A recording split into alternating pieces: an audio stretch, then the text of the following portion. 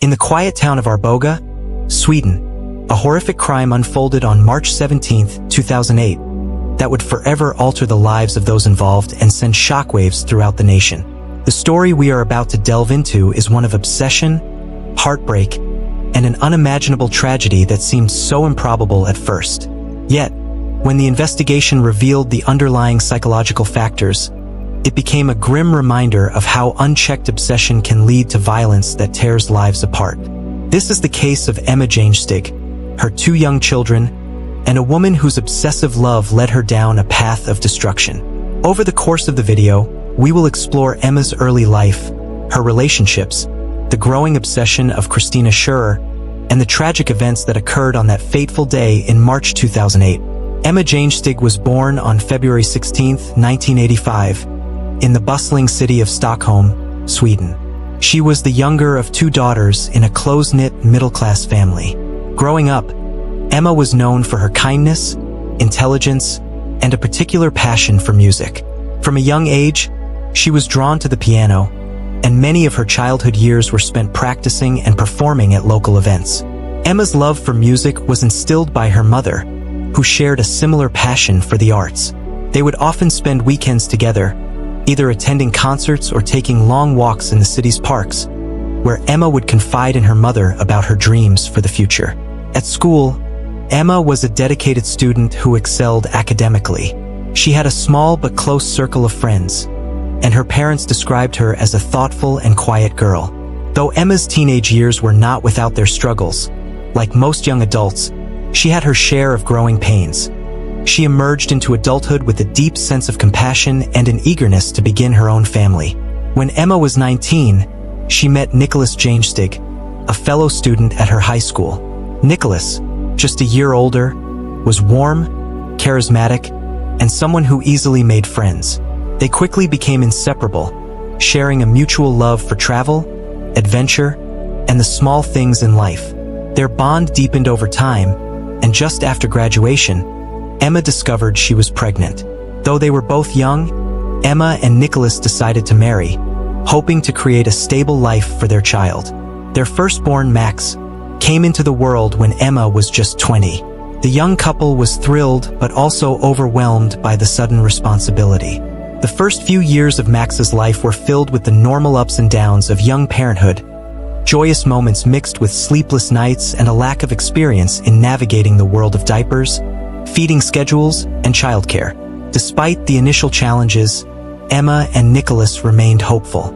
A year and a half after Max was born, Emma gave birth to their second child, a daughter named Saga. At first, Emma felt like their family was complete. But as the years went by, the strain of being so young, raising 2 children, and managing the complexities of married life began to wear on the couple. By the time Emma and Nicholas reached their mid-20s, their marriage had become increasingly strained. The reality of young parenthood and the toll it took on their relationship began to manifest in constant arguments. Small disagreements turned into larger fights, and soon, their once loving connection had turned into something bitter. Emma and Nicholas both realized that they were simply not ready for the responsibilities they had taken on, and that their marriage was no longer working. In early 2007, they made the heart-wrenching decision to separate. The divorce was civil at first, but as time passed, both parties began to harbor resentment. The custody battle over their children became a drawn-out, painful experience that neither could escape. While Emma was determined to keep her children close and start a new life for herself, Nicholas struggled with the idea of being apart from Max and Saga. He sought more involvement in their lives and even threatened to take legal action to gain full custody. Emma, for her part, was firm in her desire to have the children primarily with her, which led to a tense, ongoing struggle between the ex-spouses. During this difficult time, Emma sought solace in a new relationship, one that would change the course of her life. In 2007, Emma moved with her children to a small town called Arboga, located about 150 kilometers from Stockholm. She had met Torney Hellberg through mutual friends, and they quickly became close. Torney, who was in his late 20s at the time, was an understanding and patient man. Though Emma's children were not his own, he accepted them as part of his new life with her. Torney worked in marketing and had a stable job, and he was eager to support Emma in her new life. He was also a kind and caring individual, which made him a natural fit for the role of stepfather. Emma and Torney's relationship deepened quickly. In the spring of 2007, they moved into a small home together, excited about the prospect of blending their families and building a future together. Torney was understanding of the challenges Emma faced as a single mother and did everything he could to support her. He even helped her with some of her design projects, as Emma had studied design and was eager to pursue a career in it once her children were older. By the summer of 2008, Emma and Torney were engaged, and their plans for a wedding were well underway. The future seemed bright. They were looking forward to starting their family anew, away from the stresses of Emma's past relationship. But this sense of peace and hope would be shattered by the arrival of a woman from Torney's past, Christina Schürrer. Christina Schürrer, born in Hanover, Germany, had a difficult and tumultuous upbringing. Her parents' divorce when she was a young child had a lasting impact on her mental and emotional health. She grew up isolated and withdrawn, harboring a deep sense of abandonment after her father left the family. Christina's mother did her best to raise her, but Christina's rebellious nature and tendency to withdraw made it difficult for them to connect. As a teenager, Christina left Germany and went to the United States as part of an exchange program. She spent several years in New York, where she continued her studies and traveled extensively.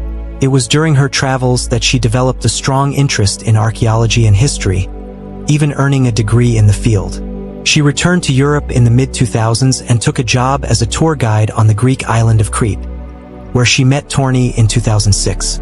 The two had a brief romantic affair during Torney's vacation in Crete, but their relationship ended when Torney returned to Sweden. Although their time together had been short-lived, Christina became fixated on Torney. She continued to contact him, sending letters and calling him frequently.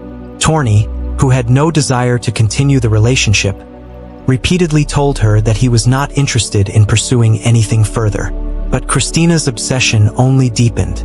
Christina became convinced that she and Torney were meant to be together, and she refused to accept his rejection. She started visiting Sweden unannounced, showing up at Torney's apartment, and even showing up at his workplace. Torney, increasingly uncomfortable with her behavior, made it clear that he was no longer interested. But Christina would not take no for an answer. By 2007, Christina had made several trips to Sweden to try to reconnect with Torney. She refused to accept the fact that he was with someone else, Emma, and she began to spiral further into her obsession. Christina resorted to increasingly erratic behavior, including making up stories about their shared history. She even claimed to have had a child with Torney, a claim that was later debunked. Despite Torney's repeated rejections, Christina continued to send him messages and letters, insisting that they were destined to be together. She attempted to manipulate him emotionally, using guilt and threats to try to gain his attention. Her behavior became so intrusive and disturbing that Torney eventually told her he no longer wanted any contact with her. But Christina was not ready to let go. By early 2008, she had moved to the suburbs of Stockholm, not far from Emma and Torney's new home in Arboga. She began to monitor their lives closely, even showing up at their home on several occasions. Torney was increasingly wary of her, and Emma began to feel uncomfortable as well. However, they had no idea just how far Christina's obsession would take her, or the horrific consequences that were about to unfold. At the start of March 2008, Emma and Torney's life seemed peaceful and full of promise. They were about to get married, and Emma was looking forward to a new chapter in her life. But lurking just beneath the surface was a dark force, Christina's obsessive fixation on Torney, which had reached a boiling point. The tragedy that followed would be both shocking and devastating, leaving a family broken and a community reeling. On the evening of March 17, 2008, Emma Jangestig was preparing for what should have been a quiet evening at home with her children. Her fiancé, Torney Hellberg, was at work, and Emma was handling her usual routine, making dinner, keeping her children entertained, and staying in touch with her family. Little did she know, this ordinary evening would soon spiral into a horrifying nightmare, one that would change her life forever and send shockwaves through the nation. As the day unfolded, Emma had no idea that a dark figure from her fiancé's past, Christina Schürrer, was about to intrude into her life in the most violent and tragic way possible. Christina's obsession had reached its peak, and what happened next would defy comprehension. At 6:30 p.m. on March 17, 2008, Emma received a phone call from Torney. He had been at work that day, and, as usual, they briefly spoke about dinner plans. Torney told Emma that he would be late, and she assured him she would start without him. They exchanged a few pleasantries, and after hanging up, Emma continued her evening routine. By this time, Max, who was 3 years old, and Saga, who was only 1.5, were playing nearby. Emma was in the kitchen preparing the meal while the children played in the living room. Emma also began to chat online with her sister, Katerina. The two sisters often communicated in this way, especially when there were family events or occasions coming up. On this particular evening, they were discussing a gift for their parents' upcoming wedding anniversary. As Emma prepared dinner and continued chatting with Katerina, she had no reason to suspect that something was terribly wrong. Christina, whom Torney had long ago rejected, had been stalking their every move. She had spent weeks watching Emma and Torney from afar, gathering information on their routines. But it wasn't until that night that she would make her final horrific move. At 7:07 p.m., Emma's online conversation with Katerina abruptly ended. The last message Emma sent was incomplete, a half-written sentence that seemed to trail off. Katerina thought this was strange and assumed that Emma might have been distracted by something, likely the children. But when Emma didn't respond after several minutes, Katerina began to feel a sense of unease. Worried, Katerina tried calling Emma, but there was no answer. The silence that followed was unsettling. Something wasn't right. Katerina immediately called Torney's phone, trying to reach him and see if he knew what was going on. Torney had left work earlier than expected and was on his way home. He assured Katerina that everything was fine, that Emma was likely just distracted and that he would check in when he arrived. But when Torney pulled into the driveway and approached the house, he was shocked to find the front door unlocked. He had never known Emma to leave the door open, and the first sign of something being wrong set off alarm bells. As Torney entered the home, the chaos inside immediately became apparent. Torney was first met by a trail of blood on the floor as he stepped inside. His heart began to race as he called out Emma and the children's names, but there was no response. At first, he assumed that the mess on the floor had been caused by the children playing or perhaps knocking something over. But as he looked closer, he realized that the stains on the floor were not from spilled food or toys. They were blood. A sickening realization hit him like a punch to the gut. Torney moved through the house, shouting louder now, but there was still no answer. He entered the hallway and was horrified by what he saw. There, in the midst of a disordered, chaotic scene, lay his fiancée and her two children. Emma, Max, and Saga were all on the floor, their bodies gruesomely disfigured. Emma was the first body Torney saw, lying face down in a pool of her own blood. Her face was so badly shattered that it was nearly unrecognizable. Her limbs were twisted in unnatural positions, and she was motionless. Torney's heart sank, but as he looked further down the hallway, he saw two more forms. Max, his 3-year-old son, lay nearby, his head crushed beyond recognition. His skull had been shattered, and his body was limp and lifeless. A few feet from him, Saga, the 1.5-year-old daughter, was sprawled across the floor in the same gruesome manner. Her face was also disfigured, her head almost unrecognizable. The scene was nightmarish, an unimaginable sight of blood, broken bodies, and silence.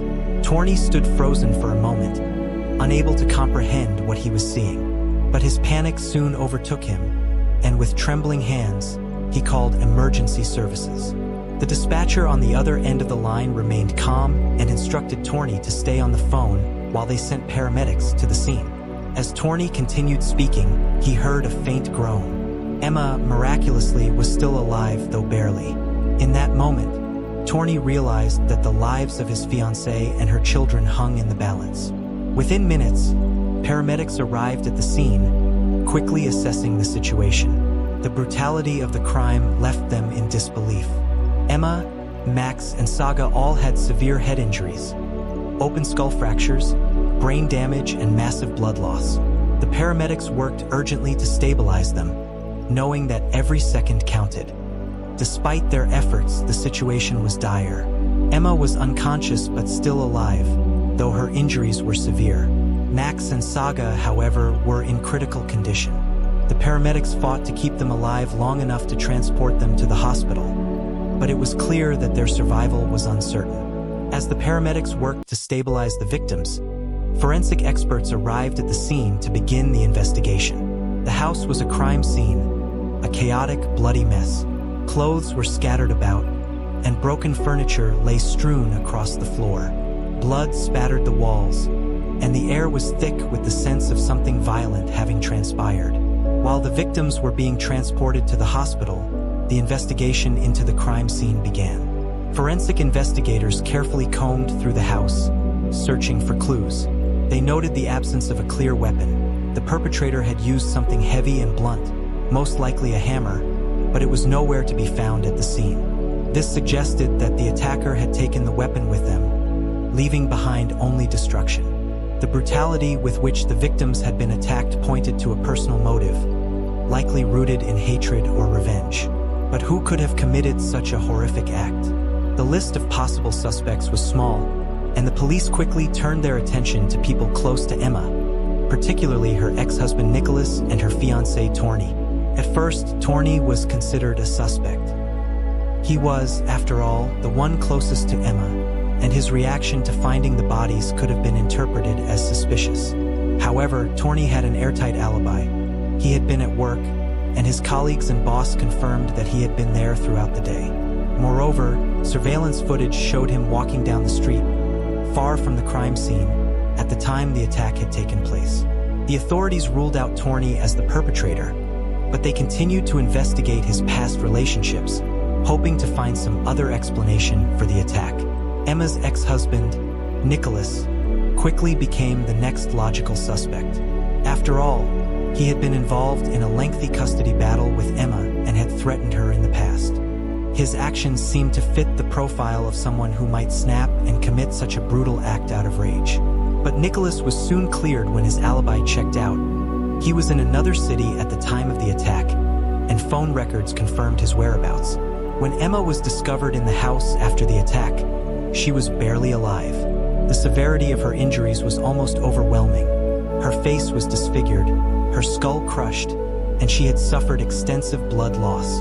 Her children, Max and Saga, were dead, and Emma herself had been left in a state of unconsciousness, clinging to life by the thinnest of margins.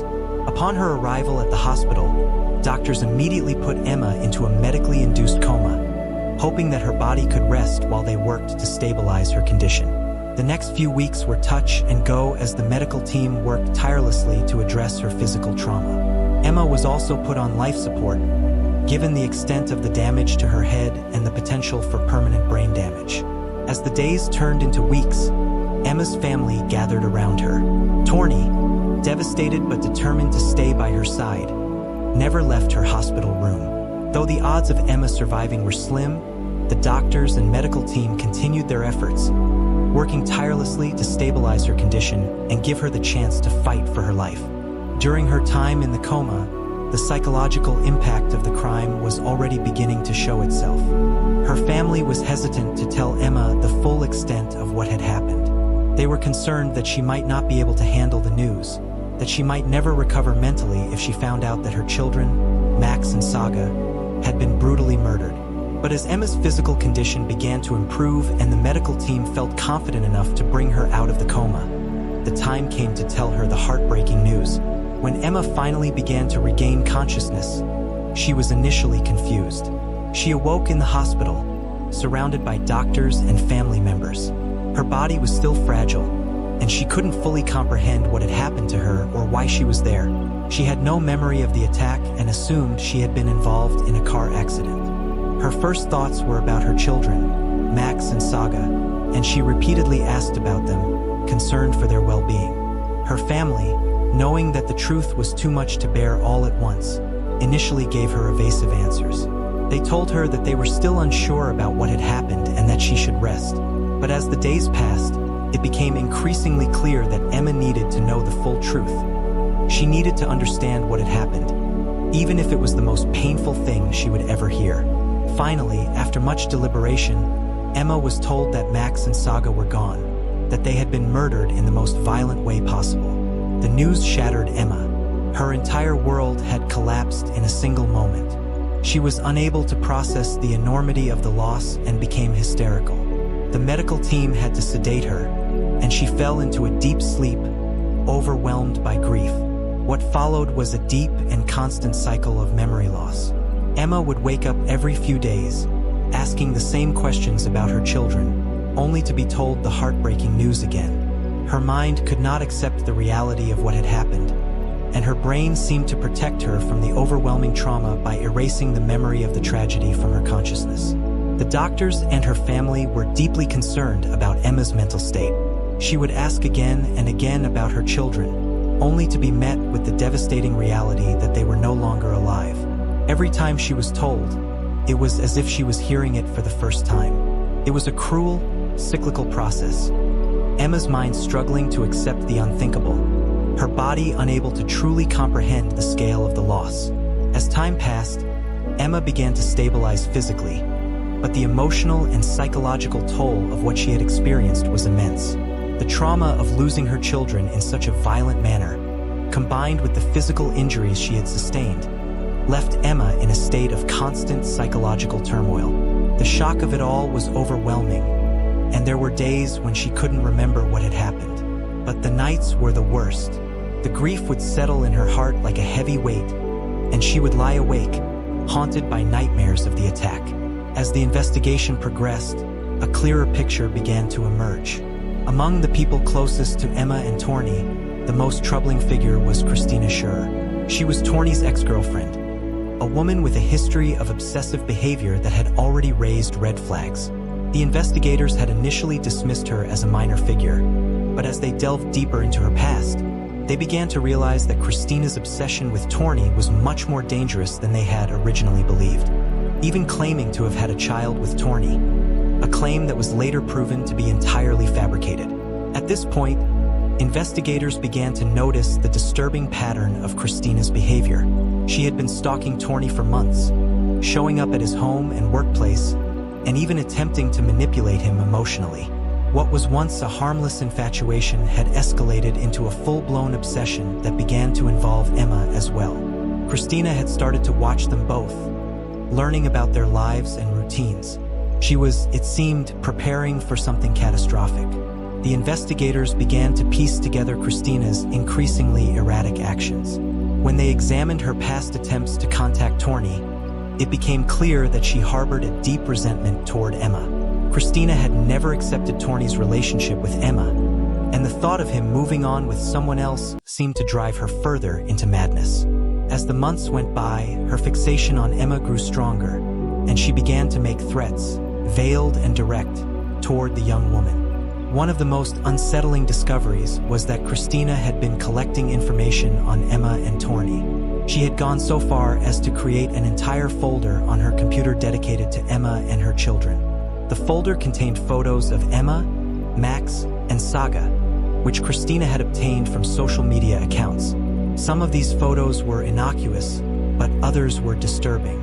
In the captions accompanying the photos, Christina had written threats and insults, expressing her deep anger toward Emma and her family. Christina's fixation didn't stop there.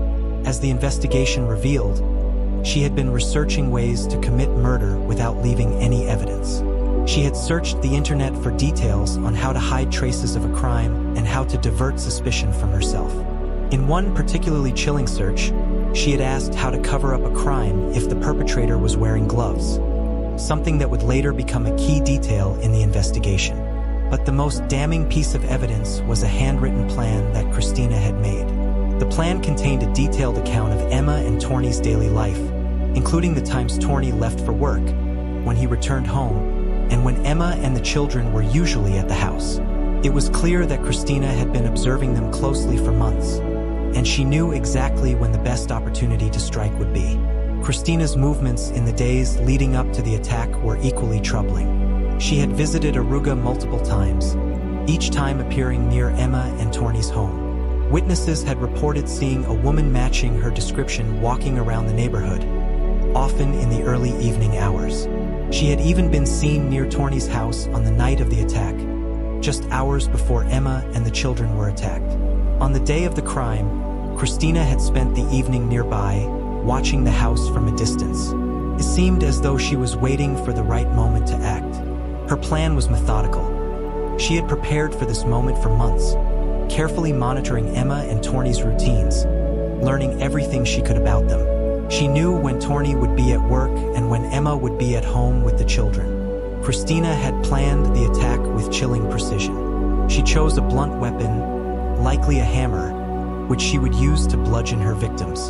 The investigators would later find traces of a hammer in Christina's toolkit, though the weapon itself was never recovered at the scene. It was clear that Christina had taken it with her after the attack, possibly to avoid leaving behind any evidence. The attack itself was vicious. Emma, who was preparing dinner for her family, was struck by Christina as she opened the door, unaware of the danger that awaited her. The shock and brutality of the attack left Emma unconscious, and her children were also brutally attacked. The scene was one of unthinkable horror. Despite her attempts to cover her tracks, Christina's obsessive behavior left behind a trail of evidence.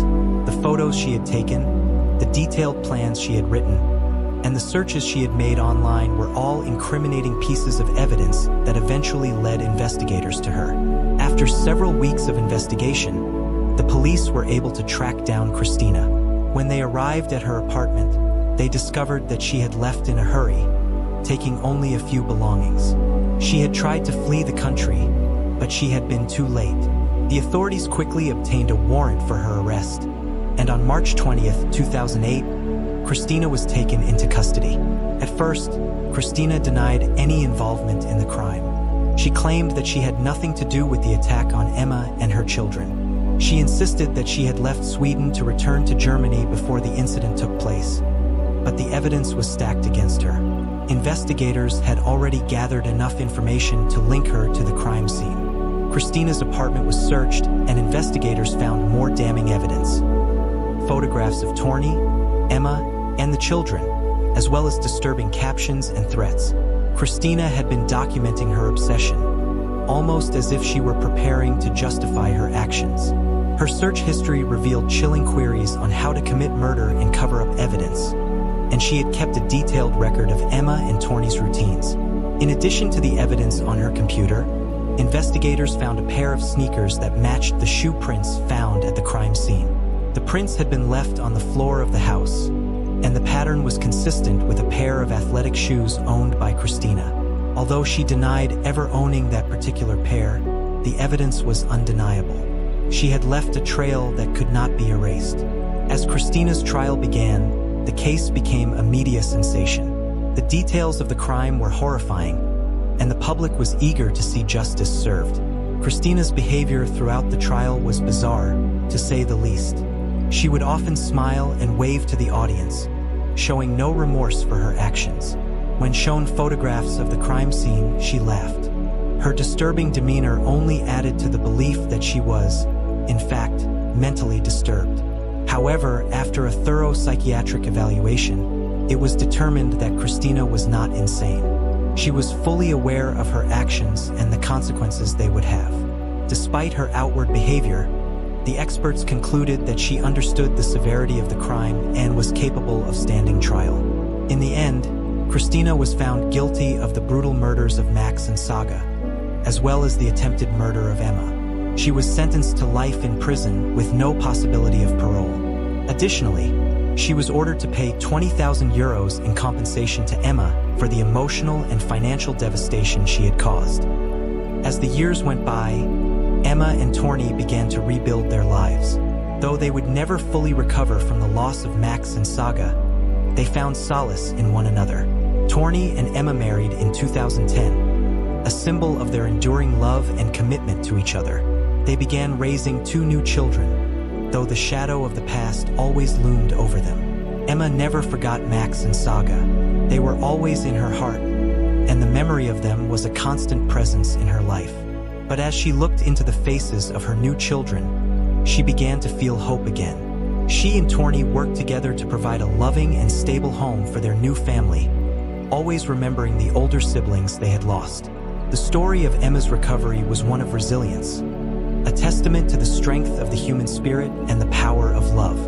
While she could never forget the horrors of that night, she learned to move forward, with Torney by her side and their new children to love and care for. The tragedy that struck Emma Jangestig's family on March 17, 2008, will never be forgotten. It was a moment of unimaginable horror, but Emma's journey through the aftermath has been one of profound courage and healing. With the support of her fiancé Torney, her family, and the therapy she sought, Emma found a way to rebuild her life and keep the memory of her children alive. Though Christina Schürrer's obsession destroyed the lives of 2 innocent children, Emma's resilience in the face of such loss is a story of hope.